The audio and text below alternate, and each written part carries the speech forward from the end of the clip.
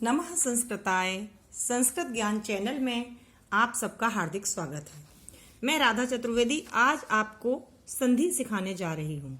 संधि शब्द का पहले अर्थ जान लेते हैं। संधि का अर्थ होता है जोड़ना, यानी कि दो अलग अलग शब्दों को जोड़ करके नया शब्द जब बनता है तो हम उसको संधि कहते हैं। आज इसी संधि के क्रम में संधियां जो होती हैं वो मुख्य रूप से 3 प्रकार की होती हैं: स्वर संधि, व्यंजन संधि और विसर्ग संधि। आइए हम सबसे पहले देखते हैं स्वर संधि के अंतर्गत पहली संधि जो है वो दीर्घ संधि। दीर्घ संधि में क्या होगा, स्वर संधियों के अंतर्गत जो संधियां आती हैं उनमें स्वर के साथ स्वर का मिलने पर जो परिवर्तन होते हैं वो स्वर संधि के अंतर्गत आते हैं। दीर्घ संधि, दीर्घ का मतलब बड़ा, यानी कि जो दोनों स्वर छोटे या बड़े मिलते हैं वो सब दीर्घ हो जाते हैं। आइए इसका सूत्र देखते हैं। अकः सवर्णे दीर्घः, यानी कि अक प्रत्याहार के अंतर्गत जितने भी वर्ण आते हैं उसके जैसे समान वर्ण तो वो क्या हो जाते हैं, दीर्घ हो जाते हैं। आइए इसकी परिभाषा देख लेते हैं। अक प्रत्याहार के अ, ई, उ, री और री, ह्रस्व, ह्रस्व माने छोटे, या दीर्घ मन बड़े, वर्णों के बाद, वर्ण मतलब वो स्वर हो गए, वर्णों के बाद सवर्ण, सवर्ण का मतलब उन जैसे वर्ण, यानी आ के बाद आ जाता है, ई के बाद ई आती है, उ के बाद उ, री के बाद री, और री के बाद री, तो ये सवर्ण कहलाते हैं। सवर्ण आने पर दीर्घ वर्ण हो जाता है, ये दोनों क्या मिल जाते हैं, बड़े हो जाते हैं। संधि के नियम देख लेते हैं। जब अ या आ, ई, उ, री तथा री के बाद कोई समान स्वर आता है तो दोनों के स्थान पर दीर्घ स्वर हो जाता है। ठीक है, यानी आ के बाद आ, ई के बाद ई, उ के बाद उ, री के बाद री तथा री के बाद री जब आता है तो वो कैसा हो जाता है, दीर्घ हो जाता है, बड़ा हो जाता है।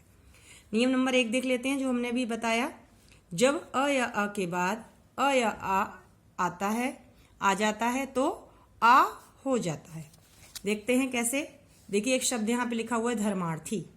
धर्मार्थी 2 शब्दों से मिलकर बना है। कौन कौन से? पहला शब्द धर्म और दूसरा शब्द अर्थी। धर्म, जब हम धर्म का उच्चारण कर रहे हैं, धर्म, म के साथ कौन सी ध्वनि निकल रही है, कौन सा स्वर आ रहा है, छोटा आ। अर्थी, अर्थी में पहला स्वर क्या सा है, छोटा आ। दोनों ही छोटे आ मिलकर के क्या हो गए, दीर्घ हो गए।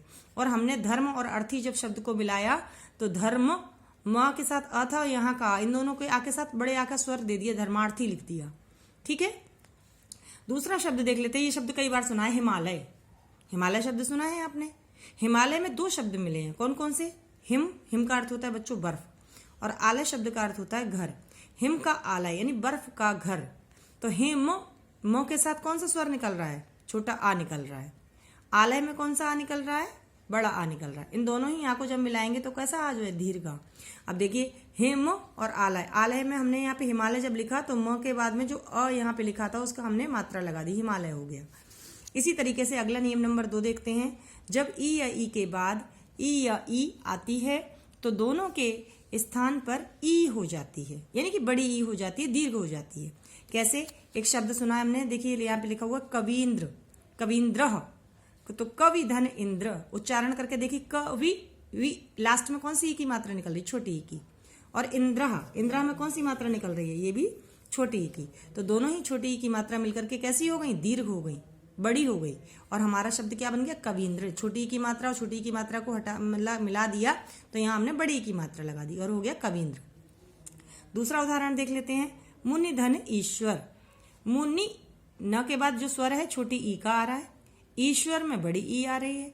दोनों ही इन छोटी ई को और बड़ी ई को जब हम मिला देते तो हमारी दीर्घ ई बन जाएगी और हमारा जो एक नया शब्द बन जाएगा संधि होकर के क्या बनेगा, मुनीश्वर। यानी छोटी ई और बड़ी ई मिलकर यहाँ हमने बड़ी ई की ही मात्रा लगाई है तो वो बन गया बनीश्वर। अगला नियम नंबर 3 देख लेते हैं कि जब उ या उ के बाद उ या हु हो तो दोनों के स्थान पर ऊ हो जाता है, बड़ा ऊ हो जाता है, नहीं दीर्घ ऊ हो जाता है। देखते हैं एक शब्द देखिए लिखा है भानुदया। भानुदया, भानु माने होता है बच्चों सूरज और उदय माने उसका निकलना। सूरज जब सुबह निकलता है तो उसको हम कहते हैं भानुदय। ठीक है, यानी कि सूर्योदय हो गया है। तो भानु का छोटा ऊ, उदय का छोटा ऊ, ये दोनों ही जब हमने मिलाए तो कैसे हो गए, बड़ा ऊ हो गया। यहाँ देखिए बड़े ऊ की मात्रा लगा दी गई और हमारा बन गया भानुदय। इसी क्रम में आगे कुछ और उदाहरण देख लेते हैं हम।